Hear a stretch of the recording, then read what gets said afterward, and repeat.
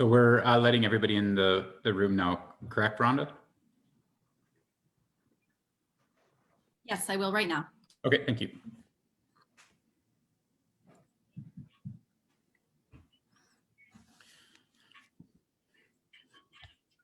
Oh, here we go.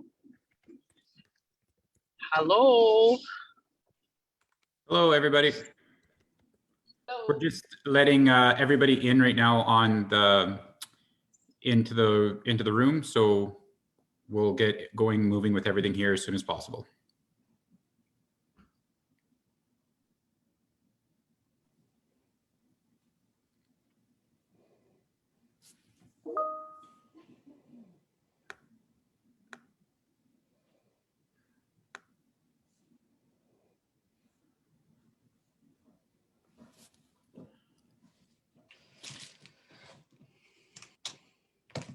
All right.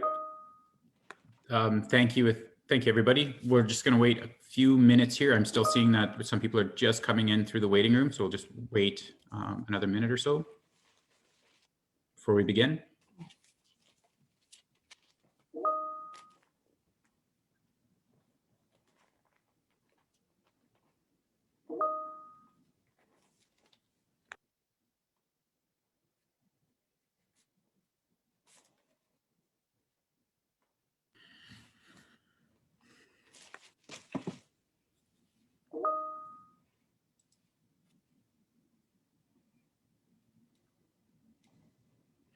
All right, we'll get moving here because of time and everything. So I just want to say thank you, everybody, before we begin, for joining us today on racism in healthcare and creating systems change.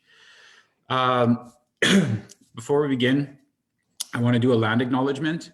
As we gather here today, we acknowledge that we are on Treaty 6 territory in the homeland of the Métis, and we pay our respect to First Nations Métis ancestors in this place and reaffirm our relationship with one another. And I state this land acknowledgement because this is where First Nations Métis Health. You want to listen? You can. They're talking about Métis. So very quickly, hello everybody. My name is Robert Henry, or Bobby Henry, as some of you may know me across the province, and I'm currently the Executive Director of the First Nations Métis Health Research Network here in Saskatchewan. I'm Métis from PA. I'm an assistant professor in the Department of Indigenous Studies here at the University of Saskatchewan. I'm going to give you a quick, brief overview of FMHRN for those of you who may not be familiar with our network. This is, the new Saskatchewan First Nations and Métis Health Research Network is a consortium of Métis, First Nations, and allied individuals, organizations, communities, and institutions with long-established leadership and working relationships in Indigenous health research, training, and knowledge mobilization. This network has grown out of the opinions, ideas, and leadership of Saskatchewan's First Nations and Métis governments, communities, and other stakeholders. Through this network, we are facilitating a focused community-driven approach so health research dollars flow more effectively into communities, with the Saskatchewan network operating as a matchmaker between communities, researchers, and funding opportunities. At the core of this network is the foundational belief that it belongs to the First Nations and Métis peoples of Saskatchewan and can grow and evolve based on what they identify as community needs and priorities.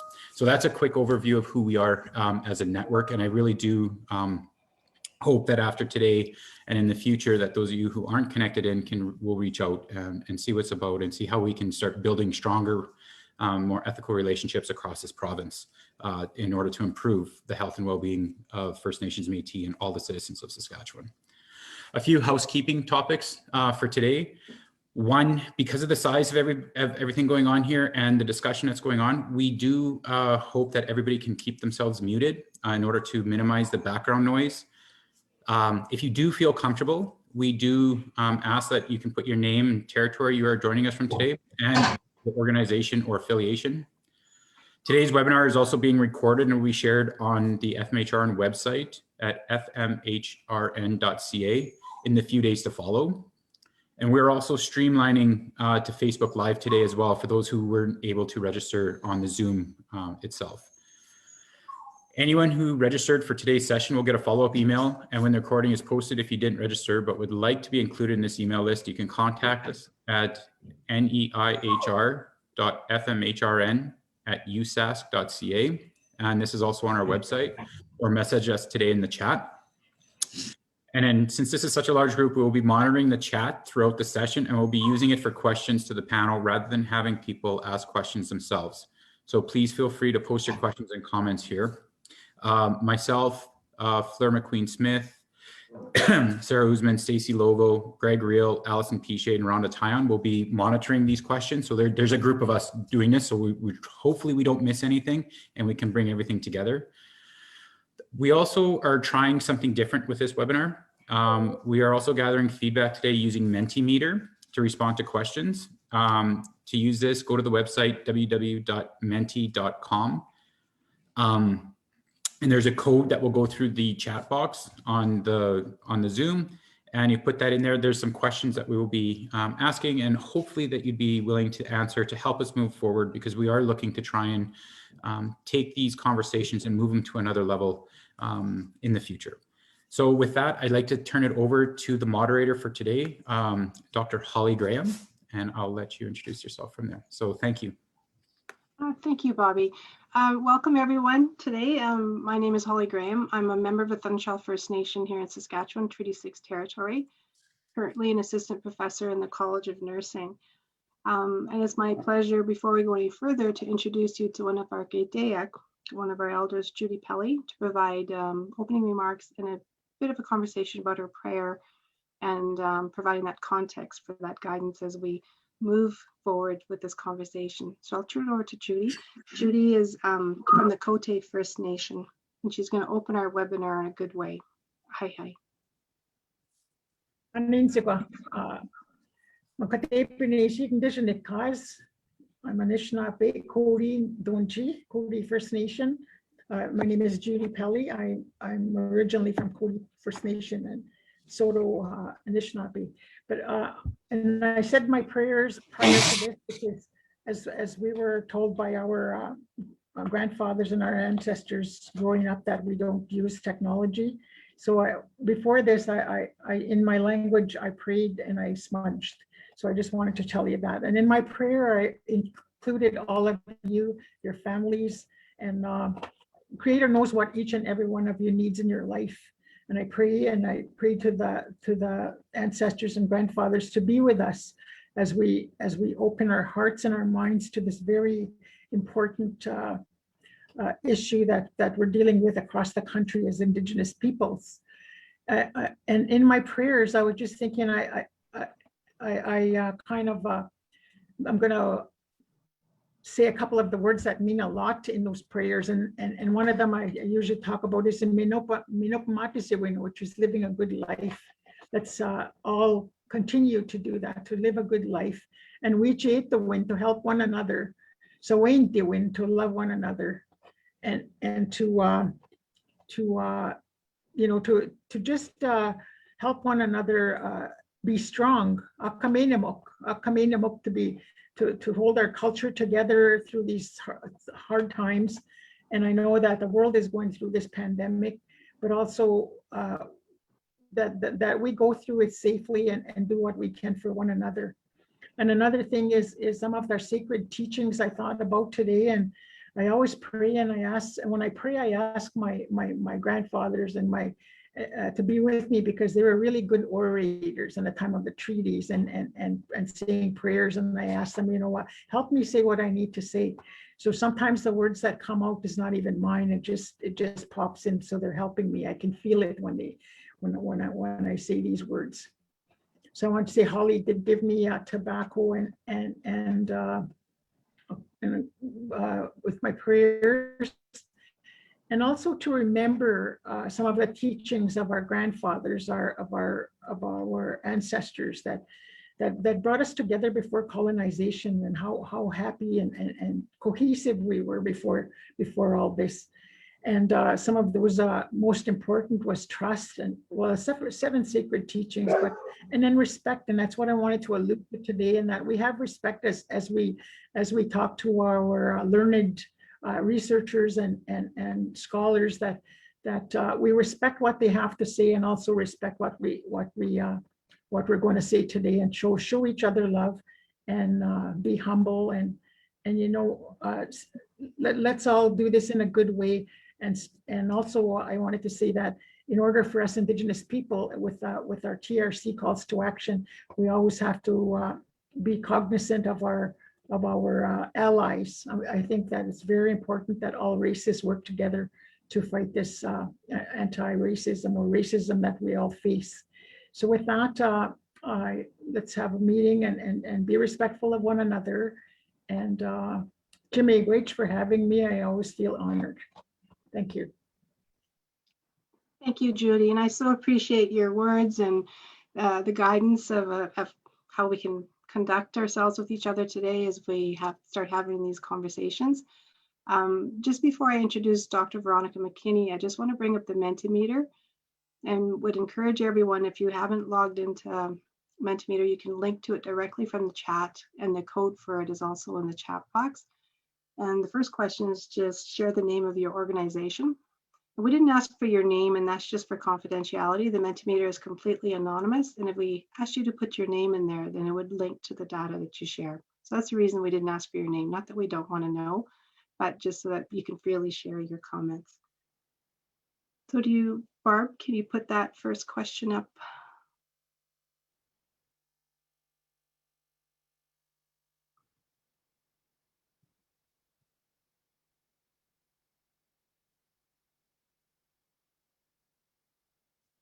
So if you've logged into Mentimeter and the code is 20532490 and it's at the top of the screen. And then once you're in, you can submit the name of your organization. There's a limit of 25 characters. And I'd appreciate if everyone could just be doing that. So I just wanted to just iterate and echo what Dr. Henry was saying is this is really the beginning of first, I think, of future conversations that as we look at racism in healthcare and the disparities Indigenous peoples face, that we will continue to have these conversations, and this will be our benchmark, a way to kind of look back, hopefully down the road and see where we started. As Bobby mentioned, we're going to be putting together a report, and we're hopeful that this will be actually available for, I would imagine, all our participants to view as well.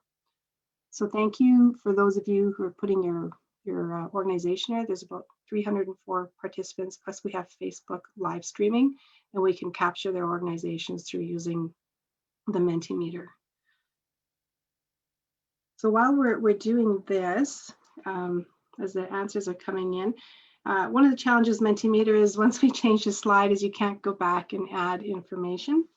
So that's a bit of the challenge there. So I just wanted to also take a moment now, introduce Dr. Mckinney, and then talk a little bit about the format. We're going to start with Dr. Mckinney, really talking about the context of healthcare within Saskatchewan. And then we provided the panel members with the questions in advance of today. There's two primary questions. We're looking at processes in place, and then really looking at action taken and plans for action down the road. So they've had these questions to prepare in advance, and each panel member will have 3 minutes approximately to answer the first question and 3 minutes to answer the second question.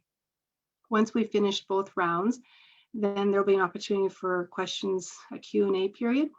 And we would encourage, given the high number of participants within this webinar, if you would submit your questions in the chat box as Dr. Henry requested when we first started. So I think we'll just, we're looking at the next slide, and was given with time, I think what I'm going to do is I'm going to perhaps skip the next slide and ask which treaty territory you're from. And I've seen many of you have put that in the chat box. The next one is I would just like you to, it's 25 characters, which is not a lot of space. It's just, how are you feeling today as we start this journey and this conversation? So we'll just give you very quickly about 30 seconds to put some comments in there. And while you're doing that, I'm going to introduce Dr. Veronica Mckinney. So Dr. Veronica Mckinney is currently the Director of Northern Medical Services. Barb, do you have the Mentimeter up?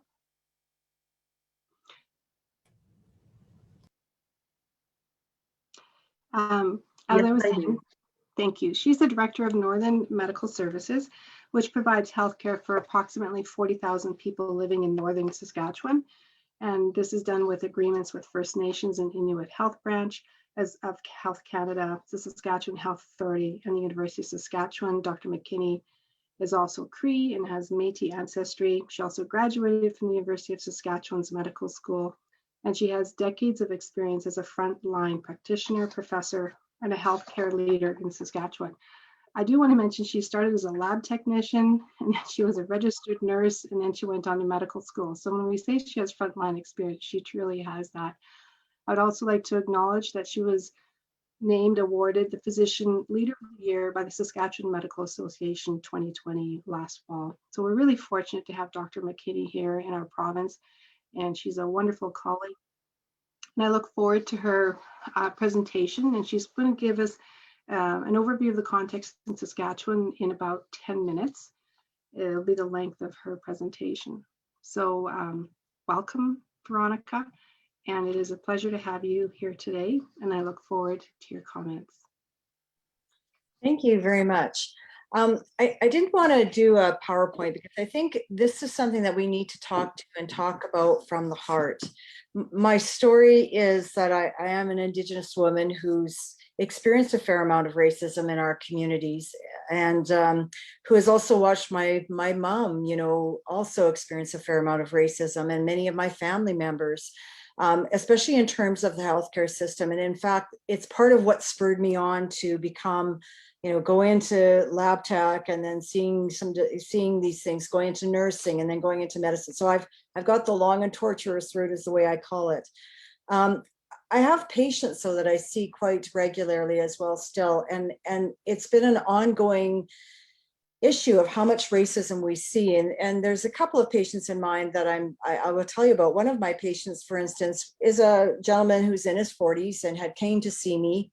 He had been seeing a physician for some time, was quite frustrated with the medical system, didn't feel he was getting a lot of care, and basically had been labeled as a drug seeker. And he'd been seeing a variety of different people trying to get some help for his medical problem, which he presented predominantly as pain. I could tell just even by looking at him that he was moving a bit differently. And so we talked about what the problem was, and I went on to examine him. And, when I went to physically examine him, he started to cry. And I said, gee, I'm sorry, did I hurt you?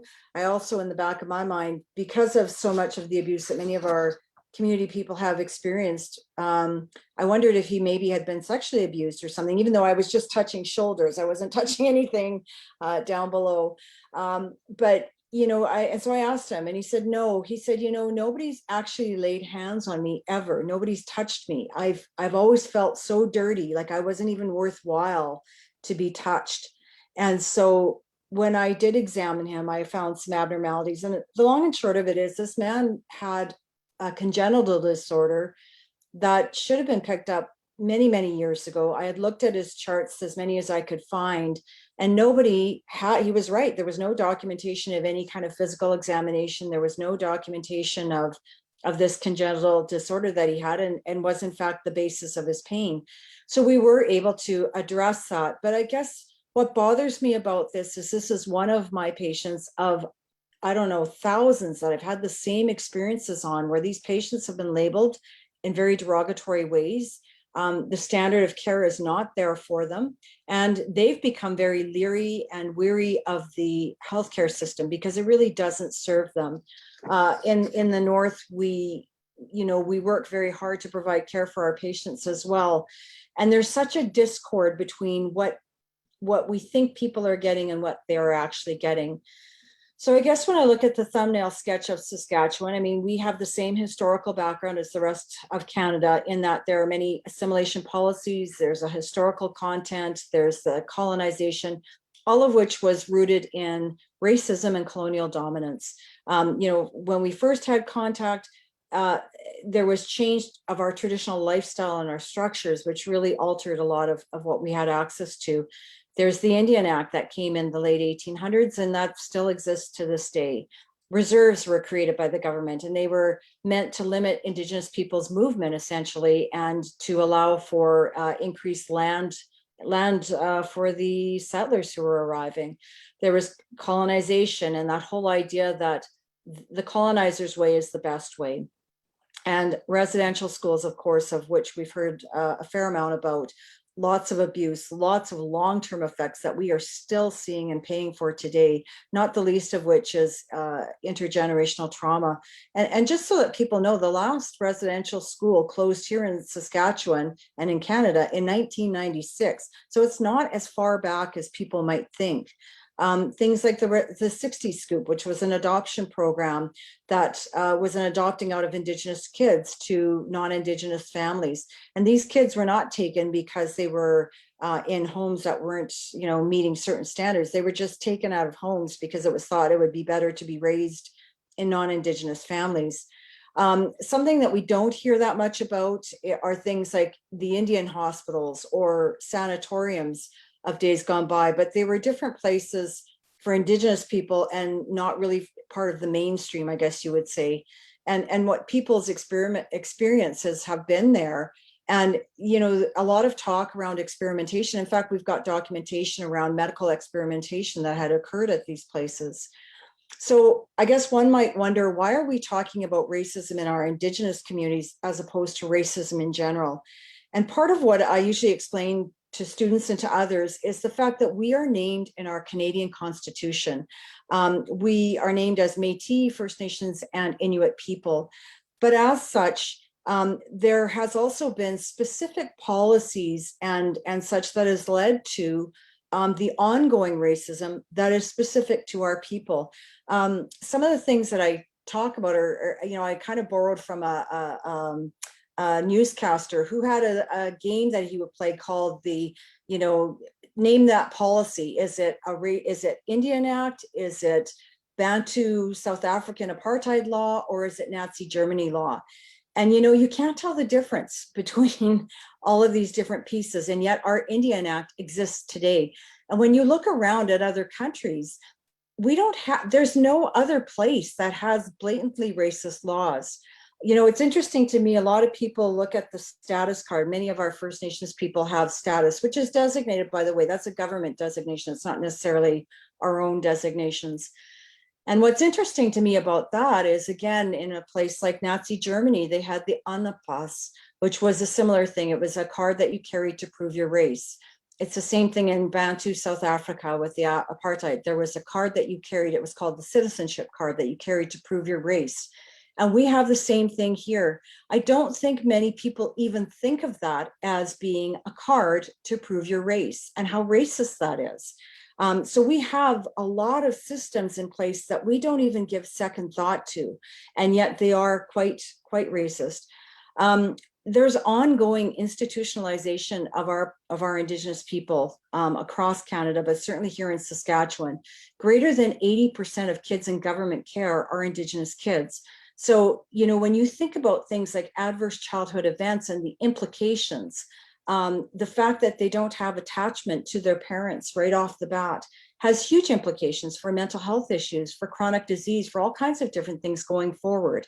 When we look at our prison systems, it's hugely disproportionate with Indigenous population representing a large group. And again, not representing our actual populations. So when you look at our population in Saskatchewan, we have about 16.5% of our current population is Indigenous. We estimate that by 2045, so in 24 years, that the population of about a third will be Indigenous. But when you look at the northern half of the province where I work, so it's from La Ronge, Isle-Croix, kind of across that border there, it's around greater than 85% Indigenous. And so that's actually higher than the Yukon, it's higher than the territories, it's higher than Nunavut even. We have a very unique group of Indigenous peoples across our province that is quite large and really requires a lot of attention. When I use that word Indigenous, by the way, that's like using the word Europeans. We have a lot of different communities, a lot of different languages, a lot of different people. So it's a very diverse group. I use that word just because it's easier to say one word than to try to name all 70 plus communities.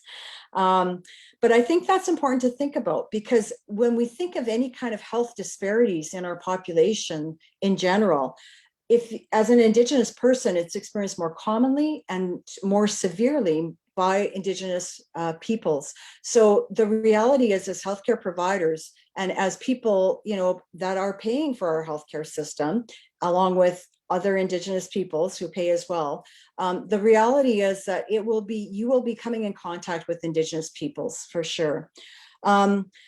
I think the other thing that I wanted to talk about is we hear a lot about the Saskatchewan Health Authority as sort of the provider of healthcare in our province. But the reality is it is not the only system in our province. We have the federal system. So as a status First Nations person, you fall under federal territory. And so the goals and the funding that are associated with that are quite different than what the general provincial ministerial goals and funding is. In fact, it's quite a bit less. It's very much geared towards health promotion, not acute care, and certainly not primary care. There's also the Athabasca Health Authority in the far north, and I believe we have a member for that here. The long and short of it is there's a huge amount of information around racism in the media. You look at cases like the Brian Sinclair case, cases like, numerous papers and things that have been written, most recently by Mary Ellen Turpel-Lafond, which looks at a lot of the implications, the negative health and wellness impacts, the colonialism, the healthcare systems. There's widespread and ongoing stereotypes and racism that are common against Indigenous peoples, and it leads to discrimination, which is embedded in the systems and experienced at the point of care. And I think it's hard for people to understand that, because we look at our healthcare systems and think that they're very objective, not subjective. But in fact, the subjectivity comes in quite clearly for sure. This negatively affects access to care, and it affects negatively the health outcomes for our people. We know too, even Indigenous providers experience a fair amount of racism. So we know recently there's been studies with medical students who are Indigenous who've also experienced the negativity. Often our people don't complain when they experience these things. They'll talk about it to other people they trust, but they don't necessarily complain. And when they do complain, the unfortunate part is there's very little that's being done about it. So I can give you numerous examples around that as well. But we have a 100% tolerance for racism in our healthcare system.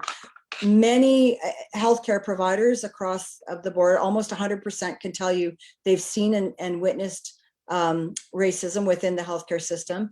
At least a third of non-Indigenous healthcare providers have also witnessed racism. So we don't have good processes to address this and to actually name it, to deal with it, and to actually try to figure out ways of changing the system.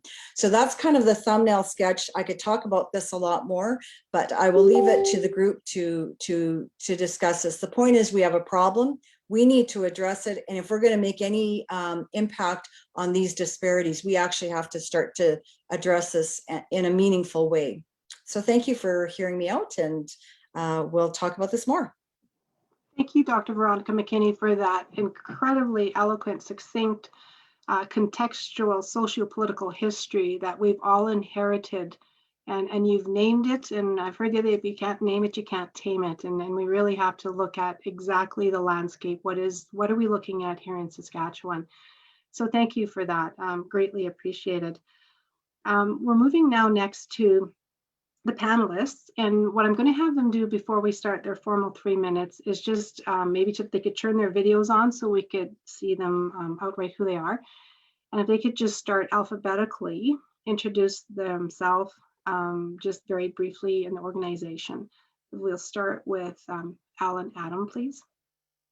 Hey, thank you to the elder for the prayer this afternoon, Ms. Pelly. Thank you for that, Masicho. I'm Allan Adam. I'm from the far north, Deniswintlina territory, which now falls in Treaty 8, and then part of it is Treaty 10 as well. And we do have Métis that live here as well, and other groups of people that inhabit our nice northern area. I'm from the Athabasca Health Authority. So I'll speak more on it when it's my turn to speak. Masicho. Thank you. Hi. Bonnie Brossart, please. Hi, good afternoon, everyone. I'm Bonnie Brossart, born and raised in Treaty 7 land in southern Alberta, and I've spent the last 30 years on Treaty 6. I have the privilege of being the CEO of the Saskatchewan Medical Association, and I'm very grateful for this opportunity to be with you, to learn with you, and I look forward to exploring the ambition of the we and how we move forward together and better together. Thank you for the opportunity. Thank you, Bonnie. Andre? Hey, naskum no au gak yau no win BC scani with Igwa Nikiwe Batosh Mitchif Marcy. I am Andre Letendre, that's my given name. I spoke my language because I think it is important to begin to be doing that. I am I guess they call me the cultural system advisor within the Saskatchewan Health Authority. I work for a new portfolio in health called the First Nations Métis Health portfolio. So looking forward to the discussion, and I want to acknowledge also Naskum Noel, Miigwech, Judy, Gagisimun, Igwa, Veronica, Miasin, and Naskumun, Achimuan, Miasin. Thank you, Andre. Karen Shaw, please. Good afternoon, I'm Karen Shaw. I live and work on Treaty 6 land. I'm very pleased to be invited to this discussion today. I'm the current Chief Executive Officer and Registrar of the College of Physicians and Surgeons, and I very much appreciate the discussion which will inform our work as we go through these efforts. Thank you. Thank you. Susan Shaw? Good afternoon, everyone. I'm Susan Shaw. I'm here and I live on Treaty 6 territory and homeland of the Métis. And I'm a critical care physician and also the Chief Medical Officer with the Saskatchewan Health Authority. And I'm very grateful for this opportunity to come and learn with you today. Thank you. Cindy Smith? Hi, good afternoon, everyone. I'm Cindy Smith. I'm a registered nurse and I'm also the Executive Director of the Saskatchewan Registered Nurses Association. I'm a settler and I'm learning to be an ally, and I would like to acknowledge that I am a lifelong learner when it comes to understanding the Indigenous people's experiences. I'm grateful to have the opportunity to work and live on Treaty 4 territory and homeland of the Métis. And so just really briefly, so you understand what the Saskatchewan Registered Nurses Association is, it's the regulatory body for more than 12,000 registered nurses and nurse practitioners in Saskatchewan. Our mandate is to protect the public by ensuring nurses are competent, safe, and ethical practitioners. And we do that by setting requirements for entry into the profession, establishing standards of practice and entry-level competencies. And we also approve nursing education programs. And we do intervene when a registered nurse or nurse practitioner's practice does not meet standards. So just wanted to give you that context. And I'm really very pleased that I was invited and able to participate in this dialogue today. We have lots of work to do, but I'm really pleased to be part of that. Thank you, Cindy. James Stempien, please. I'm James Stempien. I'm speaking to you from Treaty 6 territory and homeland of the Métis. I'm physician. I'm provincial head of emergency medicine for the Saskatchewan Health Authority, and I'm very humbled and excited to be here today. Thank you. Thank you. Thank you, everyone, for introducing yourself. I'm just wondering with that Mentimeter, if we had the opportunity for people to put in how they were feeling today. We just want to capture some of that data before we start in this discussion, and we also want to ask that question at the end. Barb, how did that go? Was there an opportunity for many people to at least participate with that particular slide? Not yet, but they are doing it now. Perfect. So they can do it without it being the front screen here? Yes, they can. Perfect. Okay, what we'll do at the end is we'll show everybody the responses then, and we'll just continue on with the questions. So as I mentioned, each panelist received these questions in advance. You have 3 minutes to answer, and at the 30-second mark, you'll see me raise my hand just to help with the timing capacity. And I apologize if I have to interrupt you.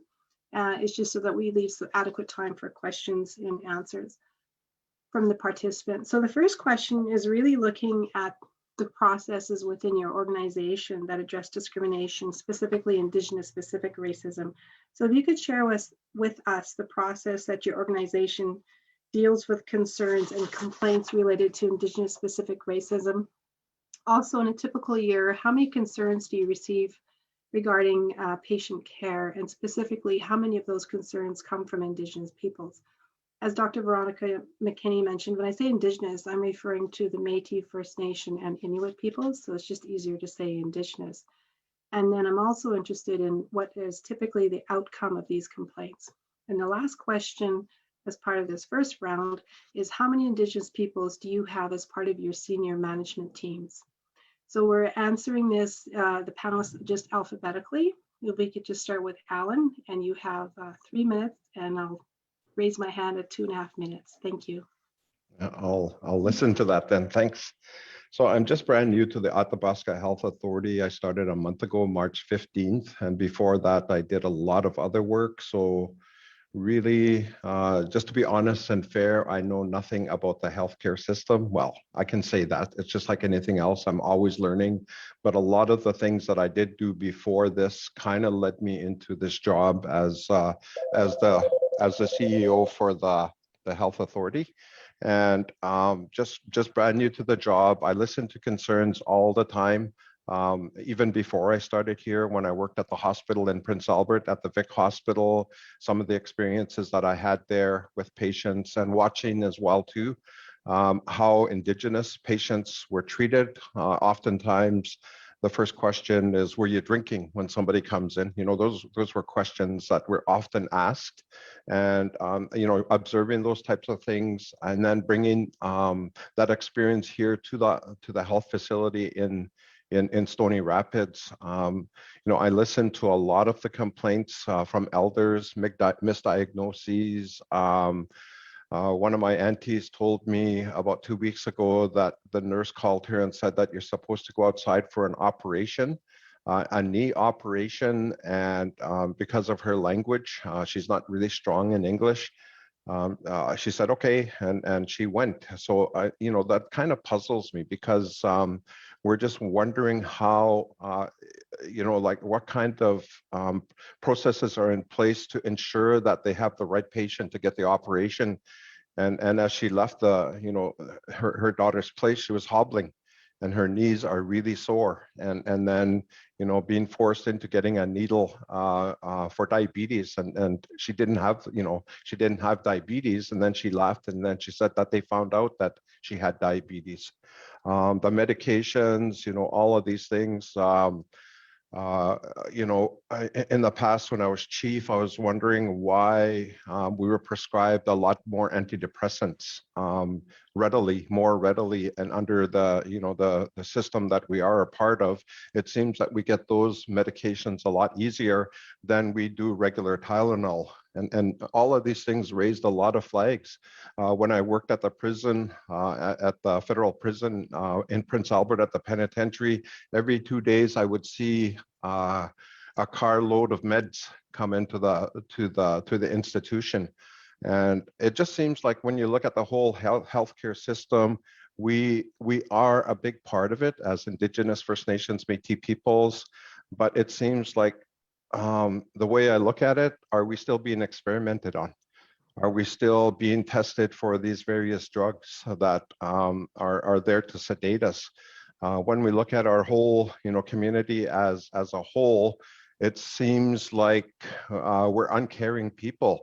Could it be that we are medicated, too medicated, you know, by these antidepressants and other mind-altering, mind-controlling drugs? So these are all things that we see, and yeah, it is safe to say that we were experimented on in the past. Maybe I was experimented on as well too, but we have to get to the bottom of this. We have to make sure that whatever it is that has happened in the past doesn't repeat itself. We need Dene language services, Cree language services, as well as cultural support workers, all of these things in the health facilities on time, right? Awesome, perfect. And thank you for that. So you're really speaking to the real need that we need for enhanced awareness and education about existing processes we have in place and certainly further dialogue about how improving those processes. So thank you for that, Allan. So Bonnie, we'll move to you next. And again, just looking at those questions in terms of how your organization responds to those questions that I mentioned. Great, thank you very much. By way of background, similar to what Cindy offered, the Saskatchewan Medical Association is a professional association, and our mission is to serve, represent, and unite Saskatchewan physicians and really advance the well-being of physicians. At the same time, we do have a responsibility as part of our mission to advocate for high-quality, patient-centered care. I'm going to be honest with you. I would say 95% plus of the SMA's focus is on that front side of the mission in terms of supporting physicians to be the best that they can be as working practitioners in the province. So when I look at these questions, it's very infrequent for the SMA to receive complaints regarding patient care.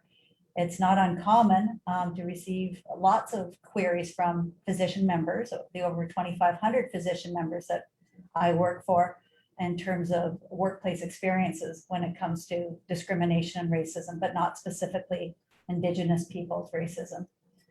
So it is rare in the six years that I've been CEO to hear from patients, or more specifically Indigenous peoples, about the care that they receive. But that's not to say that we at the SMA can't be and must be a partner in terms of addressing the challenges that people are facing in our province, and particularly Indigenous peoples. In terms of the last question, how many Indigenous people do I have as part of my senior leadership team? I'm going to be very honest with you. I have not asked the question. There is presently no process or mechanism for employees to self-identify. Thank you for that. Thank you for that very much, Bonnie. We'll go to Andre. Thank you. These questions are kind of difficult for me to answer, simply because we are a new portfolio within SHA, but I'll do my best and speak with truth and honesty. What do we have in place in our portfolio?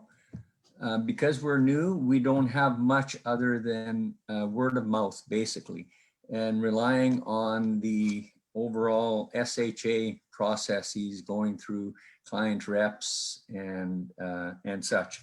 However, we do have workers on the floor, First Nations and Métis workers, called health educators or navigators in the acute care in Regina and Saskatoon. And through them, we get a lot. I'm sure that it's actually a small number, but we do get some, I guess, complaints, not written, not, it's all verbal. And I think that is because of, First Nations, especially if you're visibly First Nation or visibly Métis, or Inuit for that matter, it's harder to trust because of the broken trust. Historically, Dr. McKinney spoke about that, how that happened. And we're living the product of that today. So because of that lack of trust, I don't believe that from my experience, and I've worked in health, I worked in the FMHRN, in the big hospital detox center there, and they're not First Nations, Métis people, vulnerable populations. They're not going to trust the system that has here. Fill in, put your name here, fill in this form, and we'll take care of your issue. They don't trust that. They do trust speaking to a human being, and one that they feel safe with. So I think it's an issues about trust and safety, cultural safety, and being responsive to that as a system. I'm going to be honest. I said that at the beginning. I'm going to be honest that as a system, we are not doing a very good job yet. Although we are trying to identify it and then move on and create processes and opportunities for these issues to be dealt with and resolved, hopefully reconciled. Thank you. Thank you very much. Karen Shaw, please. Good afternoon, and thank you, Elder Pelly, for your wisdom, and Dr. McKinney for setting the stage for these discussions. The College of Physicians and Surgeons regulates physicians. We have the authority to regulate podiatric surgeons, but we don't actually have any in the province. We have several processes to accept and review complaints that are raised to us by the public. We have a quality of care process, which is an educational process that reviews the standard of care and conduct issues that don't rise to the level of unprofessional conduct. We do not have a separate process for racism concerns. The college has adopted a few things to make it easier for people to connect with us, to make complaints or to raise concerns. We have a 1-800 number that connects with the quality of care staff who can assist with the intake, assist in navigating through the healthcare system, facilitate the resolution of low-level concerns amenable to simple facilitation. We provide assistance in registering their concerns if they require assistance because of language. And what the quality of care coordinators do is provide a narrative back to the person who is raising the concern to ensure that we have captured the essence of their concerns. For those cases that need a more detailed review, we do ask for a written submission, but we can assist with that. And we have senior advisors, medical advisors who are physicians that review these concerns. We have the deputy registrar. We also have a committee that's made up of 3 public members and 3 physician members to look at that. The person who raises the concern has the ability to have an advocate from any party they wish, and the information that's shared with that advocate is in complete control of the person who's raised the concern. The outcome is to try and figure out what happened, the root cause, and to provide recommendations for improvement. We also have a formal arm of investigations that raises issues that rise to the level of potential unprofessional conduct or competency issues. In a typical year, we receive about 3,000 or 3,500 to 4,000 phone calls. We have about 280 quality of care process concerns raised, and we have formal investigations of between 75 to 80 per year. We don't specifically require Indigenous people to declare they're Indigenous. And over the years, we've had a number of individuals who have self-disclosed or they've been supported by an Indigenous community. The outcome ranges from education, and the more formal outcome may be a range of penalties from a reprimand to loss of licensure. In terms of Indigenous people, our college has a governing council of elected physicians. We're fortunate to have Mr. Burton O'Soup as an Indigenous leader serving as one of our public members. And in the past, we've had the wisdom of Betty McKenna, who's now an elder. Our operations management staff are small. I have none that have declared that they are Indigenous, but I have several staff who have declared they are Indigenous. Thank you. Thank you very much. Cindy Smith. Hi, thanks, Holly, for the question. So the SRNA takes all complaints received seriously, and we do follow currently a standard process for all complaints. Anyone can make a complaint. They can submit their information on the online form on our website, or by email, by mail. They can phone for assistance. We would also consider additional support to submit a complaint if required. For example, assistance with writing a complaint or an interpreter or something of that nature. So we do, as I said, a current process. So once a written complaint about a registered nurse or a nurse practitioner is received, it's reviewed, and then the person submitting the complaint will be contacted, and then investigation may be started. So this process, the investigation and discipline process, is defined by our legislation, which is the Registered Nurses Act of 1988. The SRNA registered nurse investigator is not the decision maker in this process, and all decisions about the outcome is with the investigation committee.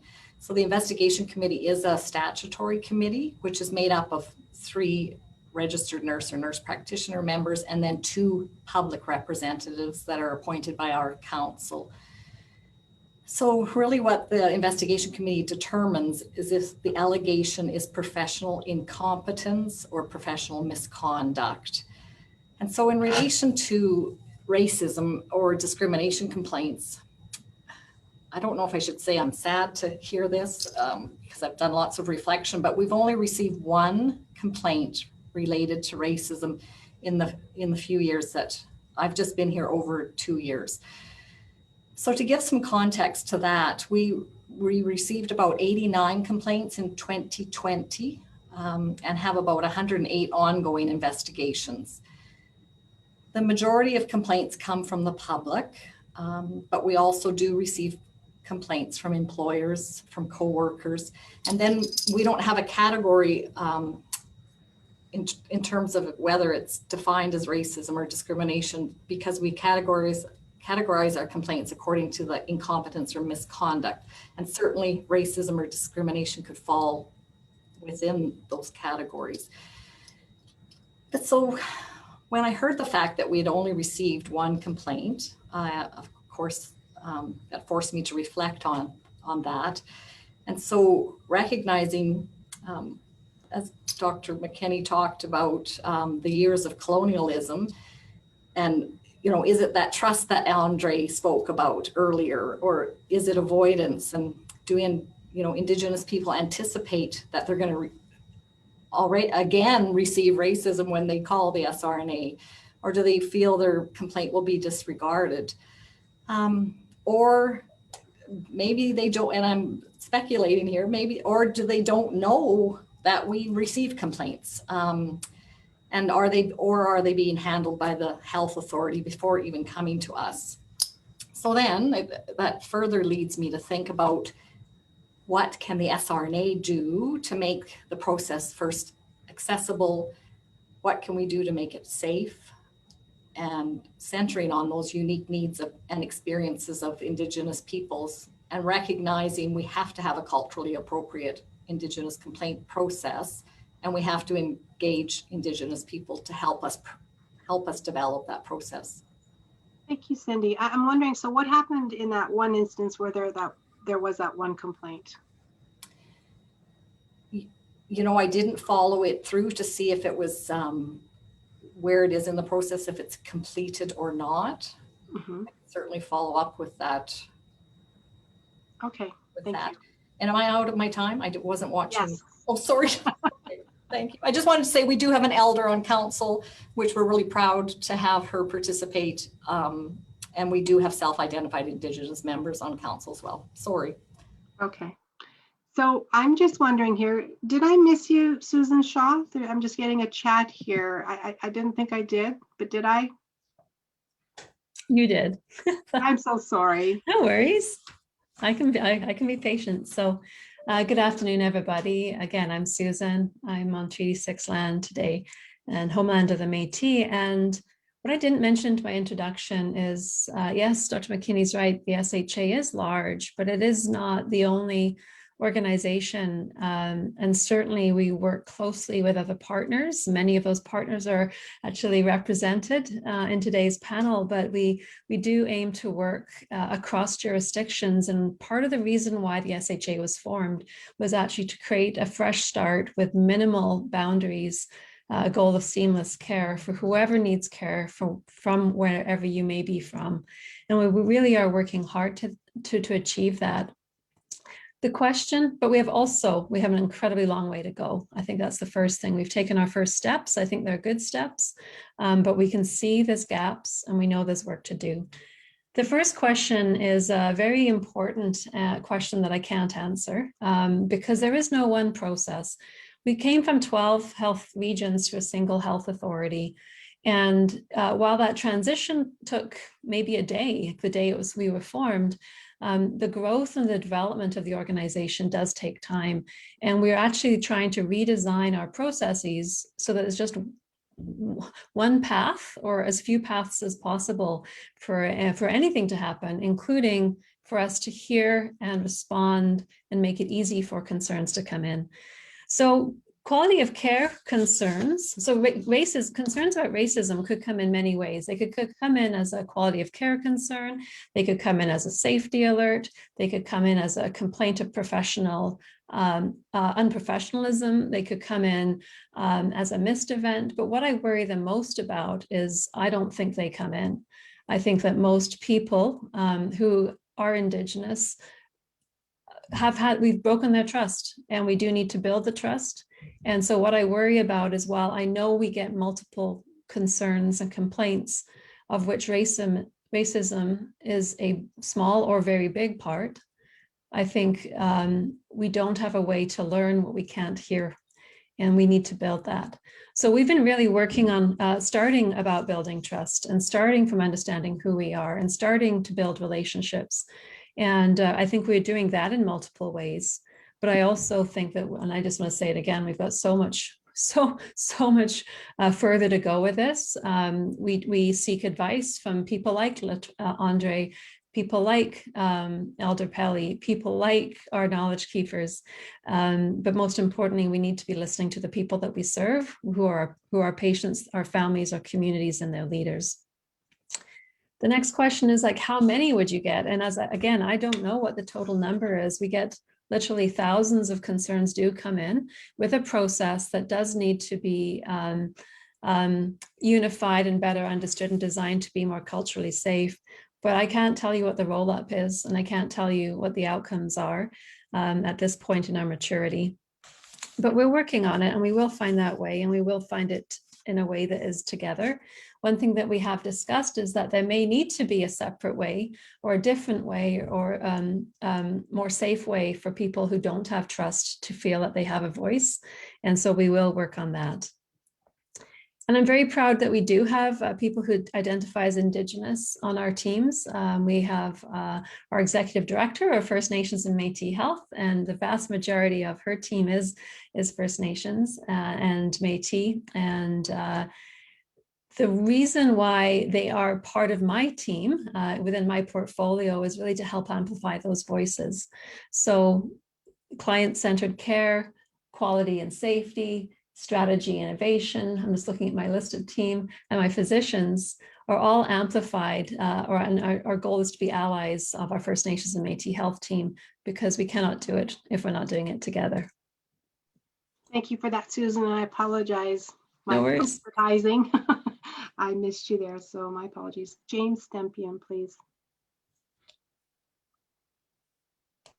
Thanks very much. I work in the emergency department, and as everyone realizes, that's kind of a high stress area for both our patients and our care providers. Nobody comes to the emergency because they're having a good day.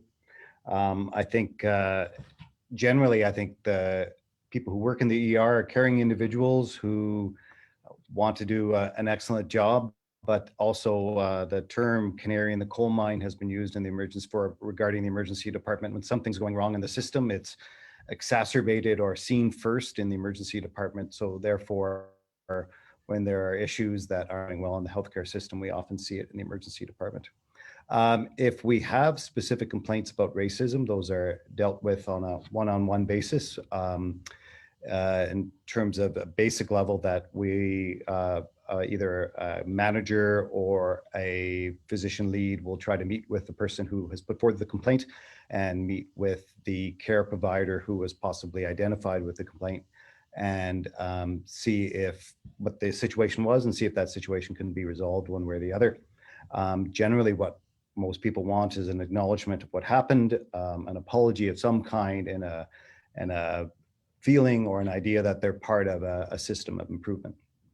I think Andre's point was very right on, that when we look at the amount of complaints that come from our patients, the amount of complaints from Indigenous patients is less than the overall percentage of patients who happen to be Indigenous come to the emergency department. So why is that? And I think it's been said in the chat a few places that people probably don't trust our system and wonder, will their ideas be addressed? But Andre mentioned the navigator, and the navigator that was in St. Paul's Hospital for a while was, and still is, was very key because they were able to give verbal indication of what people were experiencing, what issues people are experiencing. And that was very important for our leadership team in the hospital to understand what was going on. Indigenous people, part of our senior team. ER is a team sport. So we have Indigenous physicians and nurses who identify as Indigenous. We've done some research in Saskatchewan. There's research being done in other places as well, trying to look at the experience of Indigenous patients. And one of the main members of our research team is a physician who identifies as Indigenous. And we have an emergency training program in Saskatchewan that we're very proud of. And two of those individuals also identify as Indigenous and will be position leaders in the future. Thank you for that very much. Just before we move to the next question, I just want to a comment is what I'm hearing is there's a willingness and a desire to improve the processes, but it also an acknowledgement that the processes that are currently in place are not serving the needs probably that extend beyond the Indigenous population in Saskatchewan, perhaps all Saskatchewan residents and whatnot. As Dr. Veronica Mckinney opened with, that there is this disconnect of how we are looking at this interplay of how we're delivering healthcare, and on the other hand, how it's being received and whatnot. So I'm sure there were some questions in the chat box about that, but we're going to move to the next round of questions. And as we're doing that, participants and panel members, feel free to brainstorm and think about ways that these current processes can be improved. It was mentioned that this mistrust, it has definitely certainly been earned, and because of the history of how healthcare has been provided to Indigenous peoples through colonization, the Indian hospitals, sanatoriums, and experimentations, and etc., is that this is a challenge, and that perhaps accessibility is a huge concern if concerns are voiced by participants. What if they have to go to the hospital again and they get that same emergency doctor, or they get that same emergency nurse, or perhaps it's the same security guard at the front who recognizes them and perhaps has labeled them inappropriately and whatnot. So we'll have more discussion about that, but that was a huge concern when we were talking about was actually the existing processes. The feeling is that they have to be revamped and recreated in ways that are meaningful for all our Saskatchewan participants and whatnot.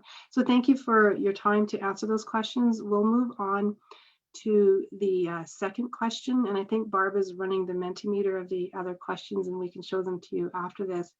And part of the concern with our committee is really looking at the access with social media has really changed, how we see ourselves and how we communicate.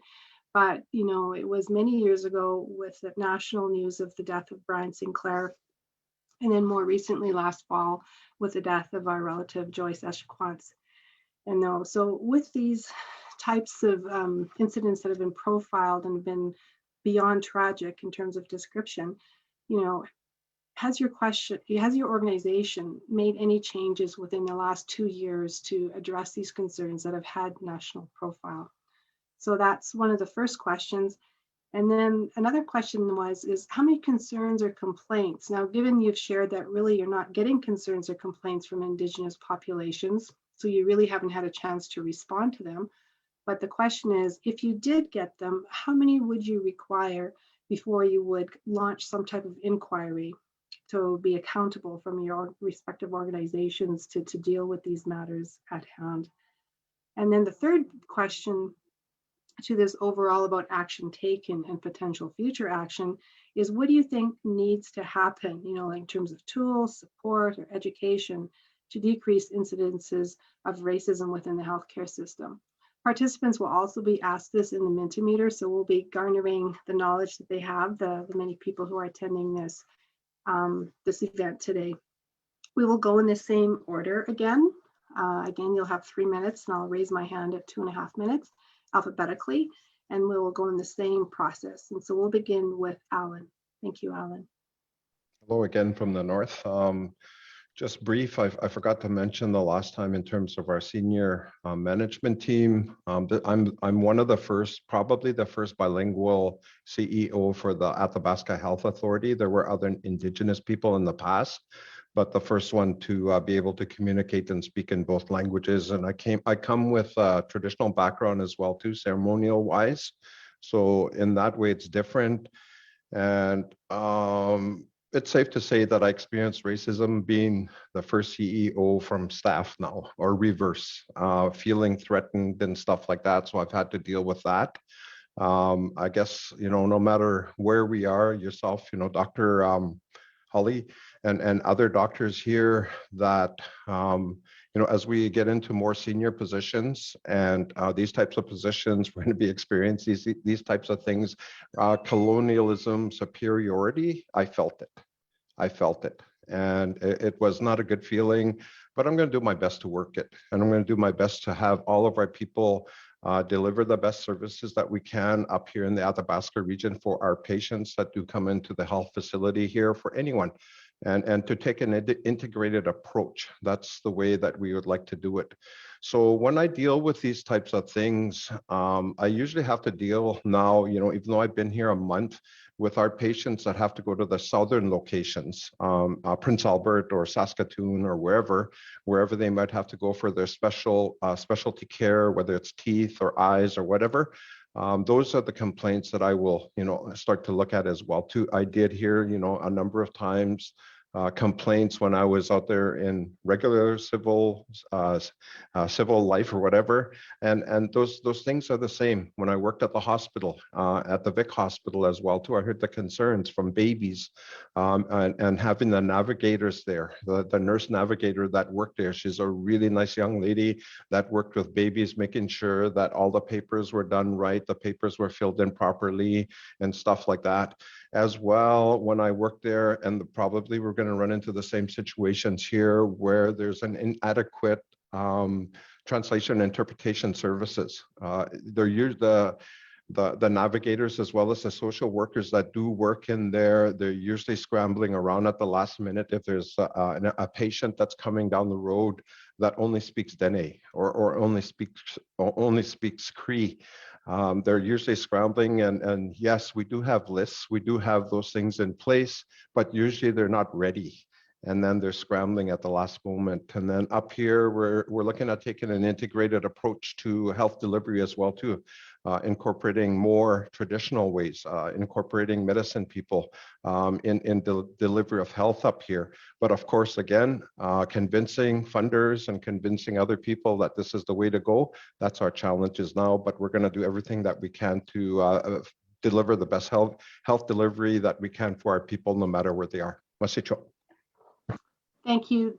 Thank you very much, Adam. We'll go right into Bonnie, please. As I've been listening, I've been paying attention to some specific words that have been shared by others. And the word that was used frequently was system. And I would have to say, I think we're more an unsystem than a system. We're a bunch of parts and people and pieces. And while we are making progress with a single health authority, you can see that there's just a quilt, if you will, of necessary parts to cover and bring warmth to the people that we serve. So that gives me hope in Saskatchewan, because we are a small province. We pretty much, when I look on the screen of presenters and many on in the meeting, I know these people and I know their commitment. So that gives me hope, because I think when Dr. McKinney used the word we, it was just so key that we can't do this as individuals. We have to do all this work as partners. So in terms of the specific questions, what the Saskatchewan Medical Association has done over the last couple of years, and very much again within the purview of our mandate, is offered opportunities for our members to deepen their understanding and awareness of the history of Indigenous peoples in Canada and Saskatchewan and their experience with the healthcare system. And we are so grateful for the work and leadership at the College of Medicine with the Indigenous Wellness Program. And so what we've done, well, the board of directors committed to deepen their learning with that program and that course, as did the senior leadership team. We also provided funding with the Canadian Medical Association and the U of S to facilitate over the next 3 years all fourth-year medical students to take that course, which means we'll have a handful of graduating physicians who will have at least a starting or a foundational piece of knowledge. So when I think of the SMA going forward, the commitment to relationships and working together, I think we can't do this alone. I think we have individual as well as collective opportunities and responsibilities to educate. I think there's agencies that we have to think about that were maybe not on this call as a speaker, but are fundamentally important, are agencies like the Health Quality Council to help us understand and illuminate the issues and the challenges that are tenacious and have complexity and require, again, a shared commitment to working through that complexity. So that's what I would like to see going forward, is more of that intentionality across agencies, intentionality in terms of understanding and awareness, but it only just takes one. And I guess my commitment is, if I was to receive a concern of racism and discrimination by an Indigenous person experiencing that in the healthcare system of Saskatchewan, the first thing that I would do would be reaching out to my partners and saying, so what, now what? How do we work together? It starts with one, but we need to go from one to many. And, you know, when we think of 16.5% of our population, that is not insignificant, and it behooves us to work together. Thank you. Thank you for that, Bonnie. Andre? Thank you. I think for me and the work that I do, what I've been asked to do within SHA is really encourage the whole system, 45,000 employees in the system, to change their paradigm of health. To do that, we need to learn about the history of First Nations and Métis peoples, and when the visitors came. So you have to take, I believe we have to take our approaches from a First Nations and Métis traditional point of view first. To do that, I use language. You know, like we talk about racism.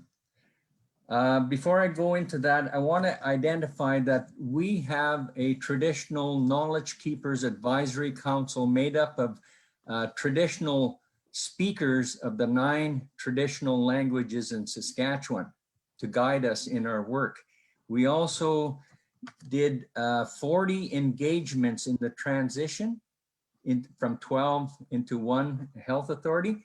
And there were 16 recommendations that came out of that. We're implementing those recommendations as we go forth.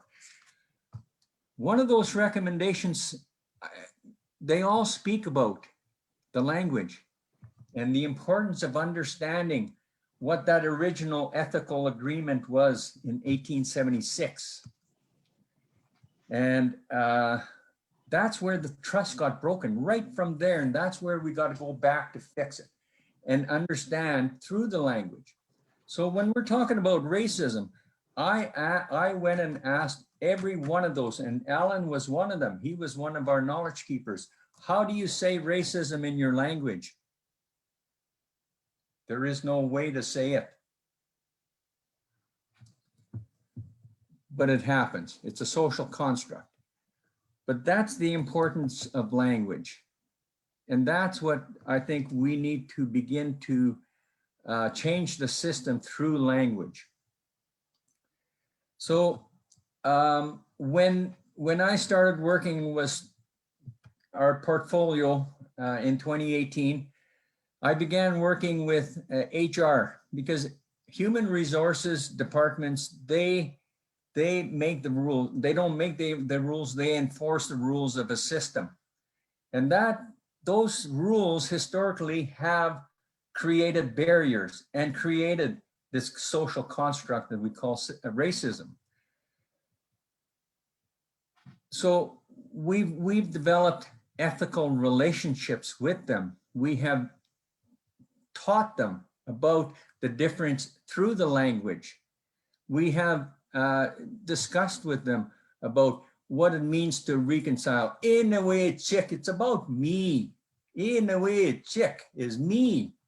I work on myself. I reconcile with myself. If 45,000 employees were doing that, we would be moving much faster than what we are now. I also began to develop strong relationships with policymakers, the leadership, the VPs. My sister, Susan Shaw, sits in here today. We have a good ethical relationship, and both of us are committed to maintaining the ethical aspect of our relationship in the work that we do. So policy, because that's what governs a system. So we need to work in policy. We need to change, and we've made a lot of changes in the language that is put into the policies that historically have promoted racism, promoted barriers. We have fought hard and worked hard at implementing a more culturally responsive policy framework. We cannot forget about the Truth and Reconciliation Commission's calls to actions. 18, can I use up my other ones seconds that I didn't use before? You've got 30 seconds. I know. So the TRC, we can't lose sight of that. This is the era that we are in. And you know what? Our ancestors back at the signing of Treaty 1, they prophesized that this would happen today. We need to learn about that. The FSIN, Cultural Responsive Framework. The Métis Nation Saskatchewan are working on their own specific cultural responsive framework. We are implementing that into health services. You know what? I think I have to stop here, but we got to change the way we think about health. Thank you, Andre. And I agree. When you understand the Cree language, it changes how we see each other. So thank you for sharing that. Karen Shaw. Thank you. One point I missed in my earlier discussion was that our experience in Saskatchewan is no different than the other regulators in our province or across the nation. We do believe that First Nations or Indigenous people are underrepresented in terms of the concerns that are raised forward. Having said that, our governing council had established a Truth and Reconciliation Committee a number of years ago, and that work continues. They've reviewed the calls to action that pertain to health, and they've been trying to identify those that the regulator are more focused on towards micro-reconciliation. This committee is led by Mr. Burton O'Soup, and we have the expertise and experience of Ms. Tanya LaFontaine, along with one of our Indigenous staff members and a number of other councillors. We've looked at statements of commitment, building relationships to support the work. And prior to COVID, we were hopeful for a flag ceremony, but unfortunately that has had to be put to the side. Our governing council and senior staff have embarked on a journey of education to improve our knowledge of Indigenous, the treaties. We had a great presentation by Dr. Kevin Lewis on the treaties and Dr. Alika LaFontaine on equity, diversity, and bias. We continue our education on the treaties using the videos from the Office of the Treaty Commissions. So we're looking at treaties and law and the bridge to the future and the socioeconomic impact of the treaties. And what does reconciliation mean to the individual? The senior staff have also been involved in the role of the practitioner in the Indigenous Wellness course, and other members have taken the version for the administrative side. Operationally, we're reaching out to experts so that we can contemplate changes to our quality of care process, looking at trying to build a more culturally safe environment that will be conducive to coming and providing their concerns to us. We are also reviewing all our processes with a lens to equity, diversity, inclusion. And we have challenged our membership to look at themselves and acknowledge and be aware of implicit bias that we all have. We would not have the legislative authority to conduct an inquiry. We could participate in an inquiry, but we would not have any authority to impose any sanctions. What do we think that needs to happen? We need to continue to educate ourselves, and by ourselves I mean council, operations staff at the college, and our physician membership on the history of Indigenous people. making sure that we understand what has led to the disparities and racism that we see today. We need to make sure they understand the resources that are available. We want to look inward and acknowledge the implicit bias. And while there may be an imperfect set of tools to do that, it does pause and allow one to pause and self-reflect. And we want to create the support for the safe environment to register the concerns by the individuals, but also for those that witness racism to do the right thing and speak out. And we want to seek and accept the guidance of the elders and knowledge keepers as we review our processes. And we want to continue to work with the partners that are here today to ensure we're building a coordinated system. And lastly, I think okay, go ahead. Go ahead. Thanks. We need to encourage and support our Indigenous physicians to run for elections, to be one of our counselors, or to join us as staff that work in the regulatory field. Thank you. Thank you, Karen. Susan Shaw. I'm really glad that Andre got to speak because Andre's taught me so much. Because I think the SHA is trying to find our way to reconciliation in multiple ways. And one of the ways and he spoke to much or some of the activities that we've been doing, particularly in the last 2 years, when we did sign our statement of commitment to the calls to action for truth and reconciliation. And I also think what Andre and my journey on this has taught me is it starts with me and me learning about my biases, my assumptions, and my job. And my job, which the elders have advised me, is to create space. And it's really to, within an organization, challenge us all to create space to have the types of conversations that we're having today. It can be uncomfortable, but with that discomfort comes growth. And my discomfort's nothing compared to the history and legacy that my people have helped create. When you look at whether or not what would lead to an inquiry, I think we should be doing one without events. I think we really have to dig in and figure out what's going on and why, and come together with solutions. And we're doing that in a multiple variety of ways, I think, throughout the SHA. But I look back to the inquiry that was done in response to the stories of women that had suffered tubal ligations without what you would consider adequate consent. And I think of how painful that was for many, but I also see what has happened from that, which is meaningful discussions about who we are, how we treat people, what experiences they are, what biases we have. And really by working with grandmothers and working with leaders, we've actually been able to, I think, grow as people and grow as an organization. And that's just one example. And when I think about taking that all the way through to actually develop training programs for Indigenous birth support workers in partnership with Gabrielle Dumont, is just one great example. I can talk about traditional foods, space, ceremony, and pathways. And so there's multiple ways to doing this, but really it has to start with, I think it starts with me. Thank you, Susan. Cindy Smith, please. Thanks, Holly. So in 2019, the SRNA did set out to improve its complaints and investigation function and increase transparency in the process. So the SRNA Council contracted the Professional Standards Authority to review the Complaints and Investigation Department. And our overriding aim in conducting that review was to check that the SRNA was protecting patients and service users and the public.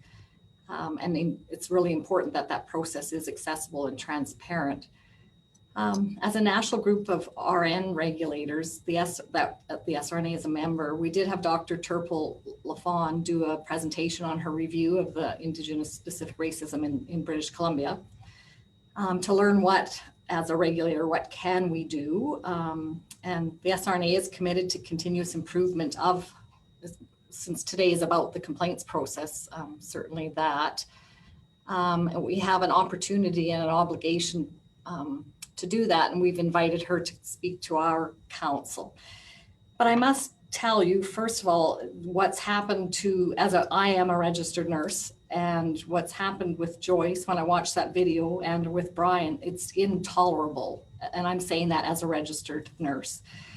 And I have to tell you, I had an aha moment when reading Dr. Tate's and Muscles and Henry's, the article on micro reconciliation, because I was really reflecting on what the SRNA currently has in place. We have standards and codes of ethics for registered nursing practice that include advocating and intervening in the client's best interest, ensuring culturally safe client care, protecting the client's right to dignity and respect, and we hold nurses accountable to those standards. As an approver of nursing education programs, we expect that they have education to meet the competencies to ensure all students receive education around those pieces and around Indigenous specific racism and colonialism and in trauma-informed practice and all, positional power, all those things, just to name a few. But with all that in place, it's not resulting in practice change. And I was just like, wow. Like I said, it was an aha moment for me because racism still is continuing.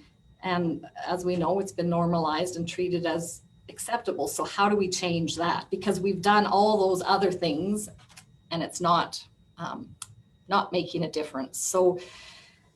So we need, I think I said earlier, and Bonnie spoke very eloquently about it, is that it's that collective effort and engaging our Indigenous partners, what has to improve and how we have to have clear roles for the SHA and for the regulatory bodies and the unions and the associations,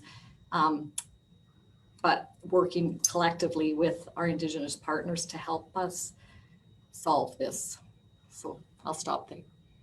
Thank you very much, Cindy. James Stempien. Thanks very much. So it was mentioned about the Brian Sinclair case, which resonated with ER physicians across the country because how horrible it was and how it sort of brought out some of the extreme stresses of the ER. ER physicians like fixing things, so we certainly have brought in some changes in the ERs in Saskatoon and across the province. We did a study looking at why people leave without being seen. We brought in a triage captain to observe people in the waiting room and redo vital signs or talk to people who were experiencing distress. And also a policy of if person who was CTAS 3 middle acuity was thinking of leaving without being seen to speak to a physician before they did, so we can determine whether they were safe to go or not. Those are some things more on the ground, more sort of future tense, where we've done some research in Saskatoon looking at our Indigenous population who come to the emergency department, trying to follow the OCAP principles and learning about them as we go. All the research was done in congruence with our First Nations and Métis Health Council. We've got another research study coming up looking at the experience, a qualitative study looking at the experience of our patients who come into the emergency so we can learn from them. As mentioned before, the navigator was really important because it gives us a verbal sort of understanding of what's going on and what's not going right, because not everybody will put in a written complaint or an official complaint. And to be honest, we get better and we learn through our system of complaints. When complaints come in, we can adjust and learn and have the emergency system a better place for our patients in general. That goes to how many complaints would have to be expressed before an inquiry. I agree with Susan that I don't think we need a whole system of complaints to start an inquiry. Any time is a good time. And again, our Indigenous population complains less on than their per capita visits. So I think that's a certain level of distress. So I would like to see an inquiry come forward so we can understand the real issues at hand, or the issues at hand. One of the things I find encouraging that our medical students and residents, they're coming through with more training and more acknowledgement of the racism in our system and what can be done. And while I teach residents, I also learn from the residents. And while they come through with that knowledge, they are also teaching our more seasoned physicians about these realities. Thank you very much for that. Greatly appreciated, and I appreciate everyone's comments and whatnot. And I certainly hear a willingness to work together collaboratively and to partner and to find ways to improve current processes. The one thing I did hear mentioned a few times was bias training, and I have taken the bias training, and of course as a nurse I'm trained in cultural safety. The TRC calls to action 24 specifically refer to anti-racist education, and when I did my PhD I took an anti-racist education class, and I can tell you from all the forms of training I've had, nothing other than the anti-racist education allowed me to examine my position of privilege. To do a PhD is a position of privilege. And that really is that opportunity to deconstruct where we come from, our privilege and our power, and in what capacity we have that at times when we're patients and at times when we're not, and whatnot. So I just wanted to let Judy, our elder, say a few words before I provide some closing remarks, and to thank our team who was very committed, very essential to have organized today for this gathering. So Judy, would you please say a few words? Okay, I just took a few notes and I was really listening intently at a lot of the presentations today and how important this is, especially when you're talking about creating system change. Many people are doing what they can in their capacity, but a lot more still needs to be done. I always think about one of the things that I always say to my children is, if you keep doing what you're doing, you're going to keep getting what you're getting. So in order, we should be able to do things differently and create that change. And together we have the capacity, we have the commitment to do it together. And again, with our strong allies within Indigenous health, and now seeing a lot of the top people in research, it's so good to have Indigenous people doing research about it, like nothing without us, about us, nothing about us without us. So I think it's going in the right direction slowly but surely. And I just want to thank all those of you that are here with us to help us to, change a system that's hurting.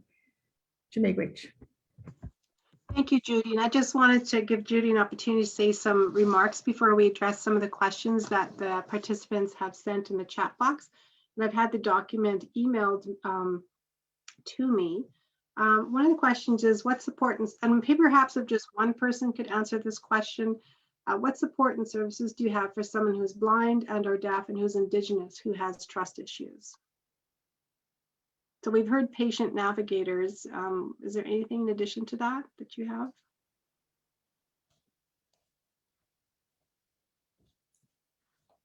I'll say that I think that within the SHA, I think it would be a challenge for that person. First of all, I'm not trying to say we have an answer for everybody at this time. I would hope that through our health educators or our system navigators that we could connect. But I also, I can say that, but I also know how would that person know to find and reach out. And so I think that's about, meeting people where they are and making it easy. And I was thinking about Dr. Stempien's comment that we know that our First Nations and Métis people are underrepresented proportionally in the concerns that come in.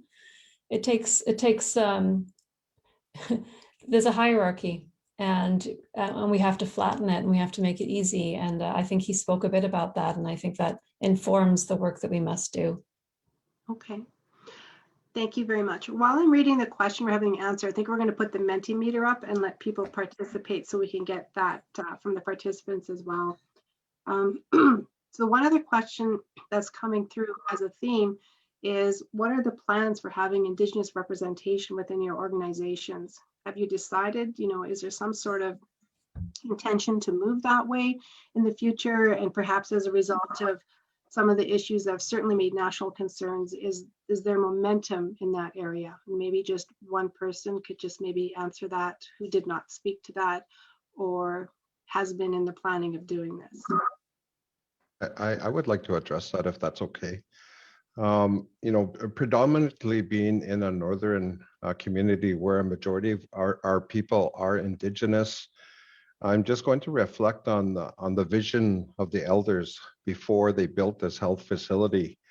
The elders, when I did do translations for them, they said that they wanted to see a lot more of our people in the health field in the future, meaning from the top all the way down to the janitor. So it's safe to say right now, as I look in the health facility here, a majority of our lower end jobs are held by local people, Indigenous people. And then the higher jobs, like the specialists, the nurses, the doctors, all of those positions, most of them are filled by Southerners. And I made the comment when I got here that I would like to see more of our people working here, in light of the vision that I referred to previously. And of course, I got backlash right away because, you know, the comment was viewed as holy. What are you trying to do? Get rid of all the Southern people that work here with you? That was the backlash that I got. So I had to backpedal and say that what I'm trying to say is that I want to get the best people that want to be here in the North and work with us. Of course, it would be preferred that we could have more Northern people here, but the reality is that we don't have enough people ready to fill all of the key positions here in the North to be filled by Northerners as well as Indigenous or Métis peoples. So it's still a way for us to go, but our objective and our long-term goal is to have that. But I can safely say that we have one doctor who is on staff. He's Dene. He's from Fond du Lac, and we have a number of nurses that are on staff as well too, that are from the North, as well as nurses, helpers, care aides, everything. So, you know, our long-term objective is to have more, but our other objective is to have everyone that wants to work here work with us, and we want to attract the best people who want to be in the North with us. That's our objective. Thank you, Adam, for that answer. And yes, we definitely we need more Indigenous health people providing health care. That is a fundamental requirement if we're looking at decreasing the current health disparities. There's one question here. Are there internal processes within the Saskatchewan Medical Association if the Indigenous physicians need additional support? Perhaps they're experiencing racism, or there's apprehension about speaking about their experiences of what they're witnessing. Has that been a concern that's been brought to the SMI? And if so, how was it addressed? Well, I can't speak to the details, but certainly any Saskatchewan physician, an Indigenous physician, has access to our physician health program. So that is a very long-standing program with Brenda Sanger and a community of professionals that support physicians in their time of need and help them work through the situations that they're dealing with. So that's the direct route. It's a very direct and available support for all physicians. And now we have expanded that program to have a clinical coordinator as well in Regina. So we actually have that readily available, and our members tell us it's one of the most valued services that we provide as a medical association. Well, thank you for that. And I'm just wondering if someone else from my team has another question or a couple questions. That's all I have on my paper. No, I don't have any questions, Holly. I think more just a summary of what people have been saying in the chat and trying to keep up with the Mentimeter. I really like this and seeing everything coming in real time. But from the network here, I just want to say thank you to all the panelists and everybody who is here today to partake in everything. And it is a start. I think these discussions are a start, and it's about opening up. We talk about the idea of being transparent, and I feel that a lot of times the systems or people outside the system feel that it's very locked in and we don't have access. And I think this is a good way to start seeing the different ways that are going through here. I also really want to say, before I forget, all of the background support that we had to actually put this on today as well. I really want to highlight this with the admin people, Rhonda Tyon, Flora McQueen-Smith, Allison Piche, Barb, Greg Reel, and everybody else who put this together. Without you, we wouldn't have been able to do this. So I just want to acknowledge that. And for those individuals who are reaching out to the network, it's those people there that keep the network strong and keep it moving forward. It's not myself sitting here in my nice plaid shirt today. It's those people that are doing everything, moving it forward. So I really want to acknowledge that. And Holly, I'd like to acknowledge you for the work that you did in holding this together and moving it forward in a good way, and Dr. McKinney as well for opening it up, and Elder Judy Pelly. But with that, I'm just going to leave it there. And I really do think we have a lot of work to do. I think this is a start. It always seems that we're always saying it's a start, but let's really start putting it forward, and let's move this together in a good way and continue the momentum that has started before. This isn't the start. We're just in a different point of that line of trajectory. So with that, I'd just like to say thank you. Yeah, thank you, Bobby, for that. And I just want to say, I know that there's some frustration of couldn't we have talked about more and had more in depth. This is just the beginning. We're seriously looking at this issue in our province, and we wanted to address this in a positive way, in a collaborative way, and bring together some of the leaders in our province so that we can start working together and take some of your ideas that you've been sharing with the Mentimeter. And if we've missed them, please email them to us. You can send them to Rhonda or Flor, your ideas and suggestions, because this really is a collective approach when we look at decreasing health disparities and having ideally best health outcomes for all of our Saskatchewan residents, but particularly looking at those who are experiencing, less than health of the rest of Canada and whatnot. I wanted to pick up on what Andre said about the language, and just as we close, leave you with the word bimote. Bimote in Cree means, if I say walk in English, walk means walk. We know what that means. And in Cree, bimote is walk. But when you break down the translation of bimote, it means to walk with your heart. Te is your heart. So if I walk from the English perspective, from that orientation, walking means something totally different than when I say it in Cree. Bimote, it means to walk with my heart. And I think that's really what we're talking about today, is how can we walk gently? How can we walk together? And how do we walk with our hearts? Because we're only going to address this by working together. Clearly, we know that there are health disparities in Canada for non-Indigenous peoples when you compare them to Indigenous peoples having the lesser than. And we know that there's been a long history of inequality, inequities, and certainly racism. But this is the beginning of us as to taking those really important steps as we move towards authentic reconciliation. And there's healing that's required. Those who have been oppressed and those who continue to oppress as well. So the oppressor and the oppressed all require healing. And if we could start to really look at the value, as was mentioned by Andre, of the Cree language and the Indigenous language, it really is respectful, it's beautiful, it's inclusive, and it guides us in our conduct to each other and holds us accountable to each other and how we treat each other. So I just want to leave you with that thought, Bimote, that we walk gently forward and we walk with our hearts. Thank you for everyone for attending, and we greatly value your feedback. And we are going to follow up with something similar to this with probably these same participants, within a year or so that we can start holding each other accountable and to support each other in this challenging journey. So thank you again. Hi.